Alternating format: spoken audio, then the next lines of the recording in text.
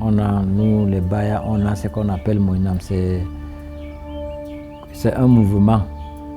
C'est un mouvement des Baya qui est appelé recevoir, savoir partager avec tout le monde. Donc quand il vient, nous devons les recevoir et partager ce que nous-mêmes, la nourriture.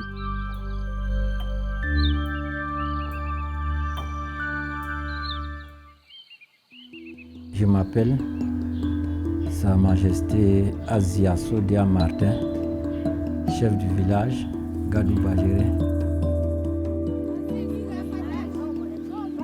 Il y avait plus de 36 000 réfugiés qu'on a reçus ici. Ces réfugiés centrafricains qui fuyaient la guerre, les atrocités, les viols, des enlèvements, tant de choses. On ne pouvait pas accepter voir nos frères mourir atrocement. Non, on les a ouvert la porte et c'est ce qu'on a fait ensemble. On va faire autrement puisque quand quelqu'un est en détresse, il y a quelqu'un fuit, ouvre ta porte, tu le gardes.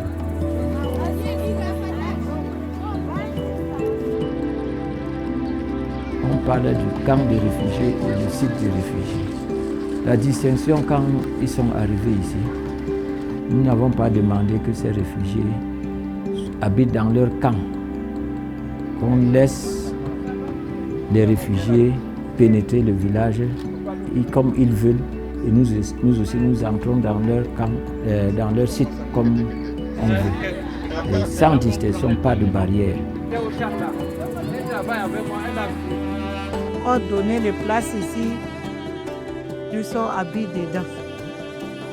Maintenant, j'ai fait 10 ans à 11 ans comme ça à Gadou. Nous savons que les réfugiés, quand ils viennent, ce n'est pas pour s'éterniser. La terre, quand on vient, on laisse la terre libre aux gens, ils travaillent, c'est pour quelque temps. Après, ils vont libérer. La terre ne va pas changer. La terre est toujours là.